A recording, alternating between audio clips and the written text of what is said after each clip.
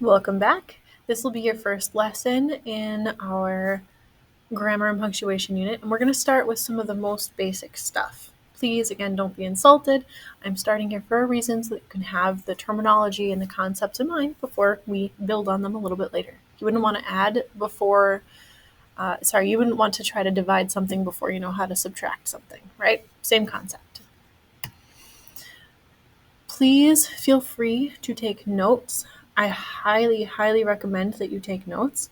I do have some skeleton notes that are provided for you if you don't want to write too much out, or you can just write them by hand. But I recommend doing this by hand and not typing because it forces you to process the information a little bit better and retain that information a little bit more.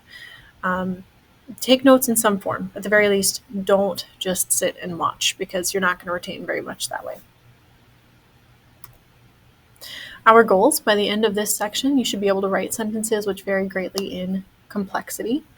And when I say section, I mean the whole unit. You should understand how to use colons, semicolons, commas, and conjunctions correctly. If you're in dual credit comp, you're going to go a little bit beyond that. And you should be able to explain why complex sentences like the one below are set up the way that they are. So let's look through this first, and then we'll come back to it a little bit later. This is actually a sentence that I found myself authentically writing for one of my graduate communication courses last year, and I just thought, hey, this works as an example, so let's go through it. I'll read it first. According to the writers at communicationtheory.org, there are 7 properties of identity, avowal and ascription, modes of expression, individual, relational, and communal identity, enduring and changing aspects of identity, content and relationship levels, and salience or prominence. I like this as an example because it is a compound complex sentence that utilizes a colon to join two things. The first thing is a complete thought, the second thing is a list, and then within that list it utilizes semicolons to help clarify a very complicated list. So by the end of the unit, hopefully that is something that you're going to be able to write. Not that you'll need to write in that complicated of a sentence very often, but it could come in handy. First, let's start with subjects, verbs, and objects. Very basics. The subject of a sentence is the noun or the actor in a sentence. If you want to find the subject, just ask yourself who or what is doing the action in the sentence. For example, John went to the store. John is our subject because he is the noun or the person doing the thing. He is going somewhere. Or it was hot outside. It is the environment in general. It is existing in a certain way. If you look at the bottom ones, what are the subjects in these sentences? I'll look at the very last one. Whether or not he knew it, Buddy was about to taste the world's best cup of coffee. What do you think is the subject? Buddy is indeed the subject because he is the actor there. All right, objects. You won't typically need to know what an object is. I'm teaching you here so that you can understand the difference between a subject and an object and tell when a sentence is not complete. So, an object is the thing to which the action is being done. You have a subject, and then you have them doing something, and sometimes they can be doing something to an object. So really, this can be another noun in your sentence, but it is not the primary actor in the sentence. For example, we ate pizza. We is a noun. That's the term that's doing the action. And pizza is also a noun. It's also a thing, right? But it's not the primary actor. It is being acted on. For example, if you just had the sentence ate pizza, technically you have a noun. You have a noun in the sentence, but it is not a complete thought because that noun is not the actor. And that's why we're covering objects. Another example would be Sarah took Jessica to the beach. We have 3 nouns in the sentence, but 2 of those are people. One of them is the actor, and one of them is the object being acted upon. Sarah is the actor. She's taking the primary action of taking, and then Jessica is the object. She is the person being affected by that action. However, she's not the person doing the action. So we have subject, verb, object. What are the subjects and objects of these sentences? First, what's the subject of this sentence? Without her wallet, Jessica could not buy her movie ticket. Subject, of course, is Jessica. Jessica is trying to buy a movie ticket. And then the second one, what is the object of this sentence? Philip took his horse, Shadowmere, to the neighboring town. In this case, Philip is the subject. He is the one taking action. And Shadowmere, the horse, is the object being taken to a neighboring town. So don't get subjects and objects mixed up. Usually you won't have an incomplete sentence because there's an object but no subject, but it does happen sometimes and it does trip people up. Try to identify the subject, verb, and object, if it's there, in each sentence below. I'll ask you about 2 of these sentences. We'll start with a simpler one. Gus dropped the iPad. What is the subject in that sentence? Gus dropped the iPad.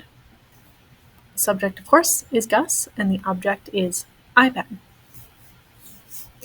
Then we're going to move to that third bullet point, and it's a little bit more confusing because you have an incomplete sentence joined with a complete sentence here. When I finally found my brother, I punched him. All right, so who is the object of this sentence? Again, when I finally found my brother, I punched him. In this case, I is the subject. Well, it feels weird to say. I is the subject, and him, or my brother, is the object of that sentence. All right. In order to have a complete sentence, you have to have a subject and you have to have a verb. Sorry, I know this whole thing is full, right? You have to have a subject and you have to have a verb or an action. For example, it was boring. The environment or the day or the situation was, right? It was existing. And then was what? Was boring. He ran. Subject, verb. She ate. Subject, verb. The dog yawned. The dog is our subject. Yawned is the verb. They waited. They is the subject. Waited is the verb. What about this? Stop. It's a single word sentence.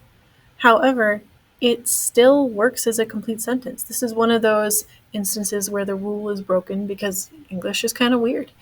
And that is because stop is declarative. It is a command. And the subject in this case is implied. If I were to just look at my cat and say stop, I'm stating the verb, and by looking at the cat, I'm implying who the subject is.